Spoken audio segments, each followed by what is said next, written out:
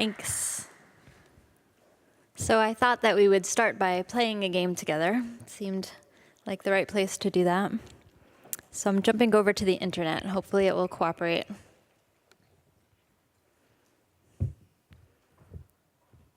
Is that showing up kind of to the side? There. We can work with it. Okay. Is anyone already familiar with BrainPOP?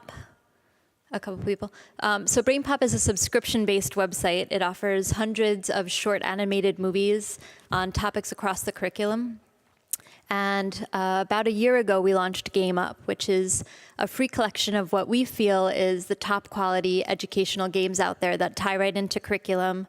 They are aligned to academic standards and state standards, Common Core standards. And we offer support for teachers, things like lesson plans, game guides, video tutorials, so teachers can see what would it look like, what would it sound like in a variety of different settings. And it ties right into the content that we offer on BrainPOP. So we're going to go ahead and play a game called Lore of the Labyrinth Employee Lounge. It's a math game. And it starts out, sorry, the sizing seems to be kind of funny. It starts out with this graphic novel type intro with great artwork. And so you click to go. And so the way that I might use this with my students is we would look at it together as a whole class.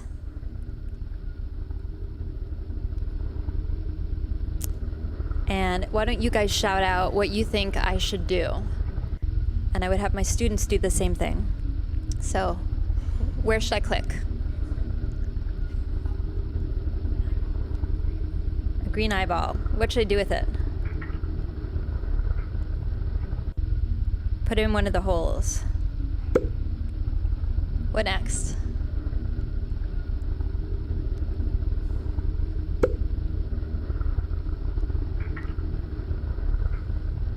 Now what? Purple eyeball. Okay, let's see what happens. Okay, so we got something. And we got a little bit of information up here. And you notice that there's no directions on here. So this is a game, just like Scott was just saying, where kids really have to explore and figure it out. It seems like as adults we're a little bit tentative, but kids are going to go click, click, click and find where to make something happen. As teachers, we can kind of help facilitate that. So now what should we do now that we kind of got the gist of what's going on here? Okay, all three green.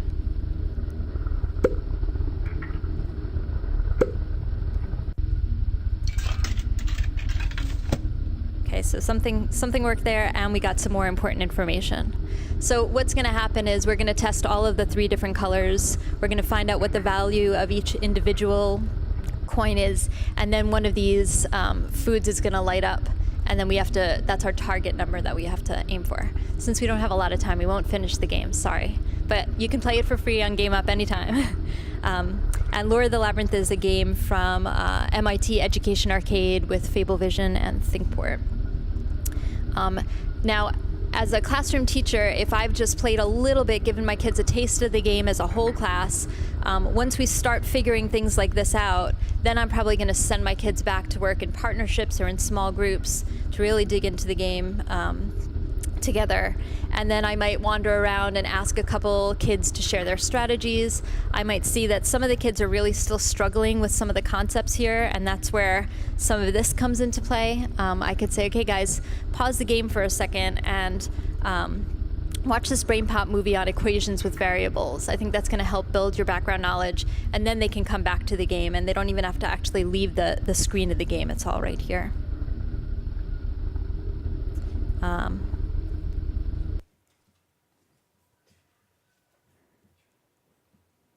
And you can see on the Game Up homepage, you can search for games by subject area.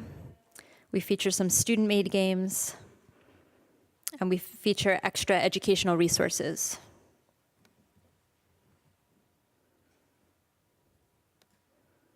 Okay, so and since we launched last year, we've had about over 900,000 hours of gameplay on Game Up. which we're pretty excited about. So John mentioned we just finished doing a research study with the Joan Ganz Cooney Center from Sesame Workshop. It was a 2-part research study. The first part, we created video case studies of 4 different teachers from different learning environments using online games in a variety of ways. And I wanted to share one of those with you. We're going to look at, it's about a 3-minute video. And this is a teacher named Lisa Parisi, teaching in New Hyde Park, New York. My name is Lisa Parisi. I teach 4th grade at the Denton Avenue Elementary School. I've been using games since I first started teaching. And so when we got computers, we just naturally moved from board games to computer games. I think there are so many positives about gaming in the classroom. Digital games go perfectly with my project-based learning curriculum. There are so many games out there now, so many. If I know particular sites like BrainPOP with Game Up, I can actually go in there and search for whatever topic I'm doing. It's just a new way of looking at gaming, looking at games as what is the educational value. The biggest things that I have to remember is that our children have knowledge before they come to us. What they really come with more than anything is lack of fear. Where when I teach adults about computers, they're always afraid, if I push this button, what's going to happen? Children never think about that. They'll push any button they can and then discover all kinds of new things. We do a lot of test prep where the children have to explain all their answers in math and explain all their thinking in reading. Games can show me a little window into their thinking. There are some children, when they're playing games, they just follow the rule and never figure out a strategy. And so that really shows me that they're not understanding the concept, and I need to talk with them a little bit about it. The child who figures it out right away, now I can go to that child and say, tell me exactly how you did it. Or, better yet, take that child, put him with the child with no strategy and say, now explain the strategy, and then try to win. I think the largest obstacle that I face with using games in the classroom is acceptance, especially by parents. Parents don't understand why their children have to play games for homework. They don't understand why their children are coming to school to play games. And so I spend a lot of time educating and showing them, these are the games, this is the educational value of it, this is what I'm learning. I definitely find my children teaching themselves almost when they're using games. A really good example of that is when we play Manga High, which is a math program. They had been playing a game about prime numbers. They liked the game because you had to shoot at robots. But they learned about prime numbers while they were doing that, and it was phenomenal. And it made me teaching that lesson so much easier. Jacob?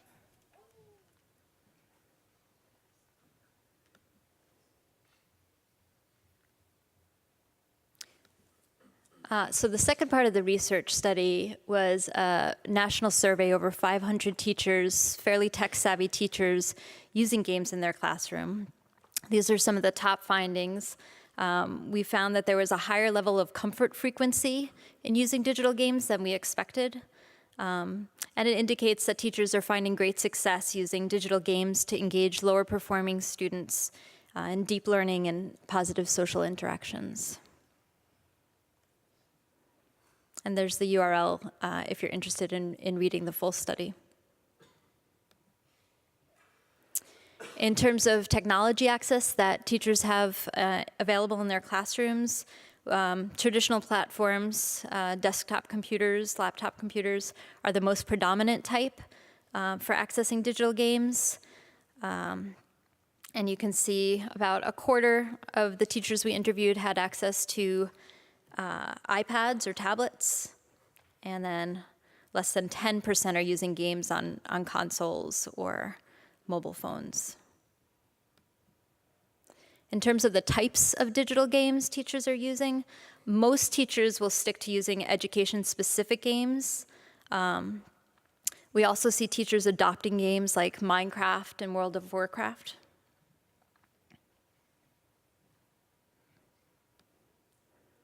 One of the other video case studies that we did focused on a teacher named Steve Isaacs who's having his students create digital games.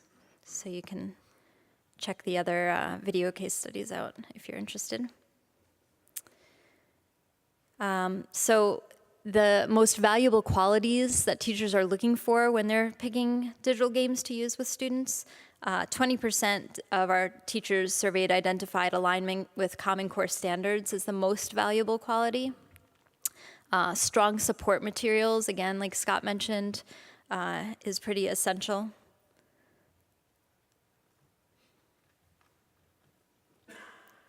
Feedback and data for assessment is also an important one.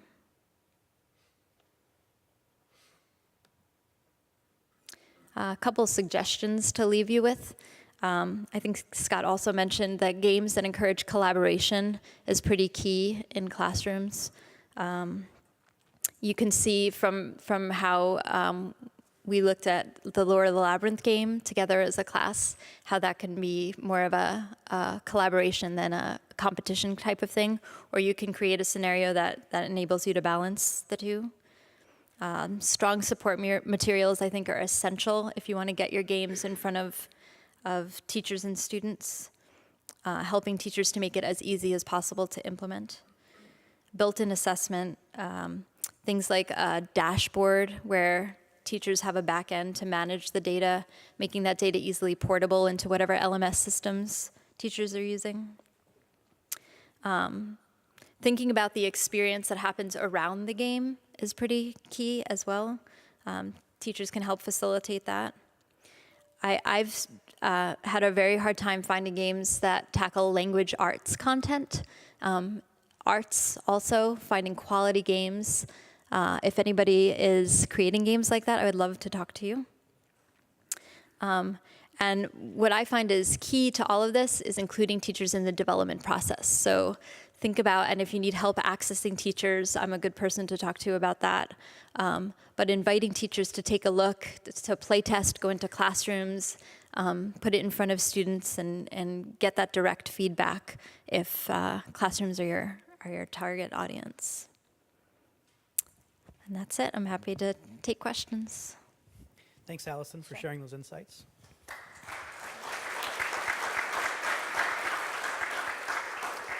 Okay, so we're going to take some questions from the floor. Alex, if you could bring the mic over. Hi, Allisyn. Are we finding that with the new sort of level of engagement that parents really demand today, and the platforms that are being developed around content and products and how they're consumed, that there's more attention being paid to taking some of these dashboards of information and extending them into the home and improving visibility with parents so that they become more engaged off the back of the technologies that we're now developing for classroom? That's a really good question. I haven't seen that a ton. Dreambox Learning does a really good job of that. I think it's a great idea to keep in mind when you're developing, because anything that can bridge the school to home connection is going to be helpful. So if you're thinking about parents as well as teachers when you're developing these support materials, or when you're thinking about how are we going to take this data from the game and use it to, to help the kid maximize their potential, we want that information to be in the hands of the parents as well. So I think it's a good reminder that we want to be thinking about parents in that process, definitely. Question in the middle here. So you have the 4 case studies as sort of anecdotal evidence. Do you have any sort of metrics on how parents and teachers are measuring engagement around the games? Like where a teacher's going in and saying, yes, this is extremely effective, no, not so much. Something that's more than just, kind of anecdotal stories. Yeah, I think that's part of that's one of the things on our list as we move forward and continue this research, is looking at that. And I think that's going to probably happen by focusing on a game at a time and tackling it in that way. But yeah, unfortunately, this was our first shot at it, and we got great information, but yeah, I haven't seen that yet, except for specific games that are doing that research. Okay, there's another question back here. Thank you. And I came in a little late, so I apologize if you did talk to this, but I'm curious about monetization. I know it gets a little challenging and tricky when it comes to advertising in the classroom and school budgets and such, so I'm curious what your approach is there and what you would advise others to do. Another tricky question, and I was just talking about this at lunch, and we were saying, you know, the monetization thing is pretty tricky. I mean, BrainPOP is a subscription-based website. That's kind of a separate thing from GameUp, though. So all of these games are free. We have 40-something games on GameUp right now, and most of them are from organizations that we've partnered with. There's a lot of universities and a lot of nonprofits, and we know that they need a way to make money. So it's something that we're exploring, but I don't have an answer. I think we're still trying to figure out what would be the best way to do that, so that those guys could make a profit from these. But advertising is out of the question for us since it's all student-facing. So I don't know. I too am looking for good examples of that to bring back to our team. But sorry, I don't have a better answer for you. And it is challenging. I mean, classrooms are struggling. You know, the budgets are being cut, schools are being closed, teachers are being laid off. You know, they really struggle. The teachers that we talk with and do studies with, a lot of them spend their own money to download apps and bring them into the classroom. It's actually kind of dire out there. But I'm sure there are creative solutions. There are government funds. There's grants. You know, a lot of states provide funding that schools have to put grants against, and then in turn they need to show student progress. They need to show success to get that money. So the better your games are at improving student success, that's where funding is going to come from. Any other questions? You had listed the availability of PCs and Macs is about 85%. Have you looked at leveraging something like the smartphone that's in most of the kids' pockets? Because you had listed that as being a 1% availability. It's already been purchased. They own it. I know an awful lot of schools, high schools, junior high schools, have actually banned the use of the telephone in the classroom or even on campus. Many of them make them put them in their locker. I think we have to leverage what already is owned by many, many of these students and let them use that. Yeah, I fully agree. And there's a fairly decent-sized movement, a BYOD, bring your own device.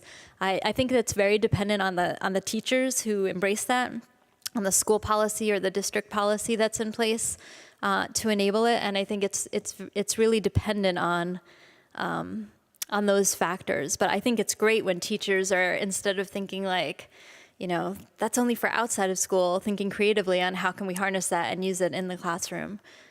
So I think there's a lot of great potential in there, and thinking about, you know, there's apps that you can use on your phone for doing things like connecting to an interactive whiteboard and voting or that kind of thing. So there's probably, you know, you can probably get way more creative than just multiple choice voting on the phones, especially now. So I am with you on that, and I think it just depends on game developers and getting the right message across and how easy it is to use that in the classroom. Okay, well, thank you, Allisyn, for this afternoon's insights. Really appreciate that.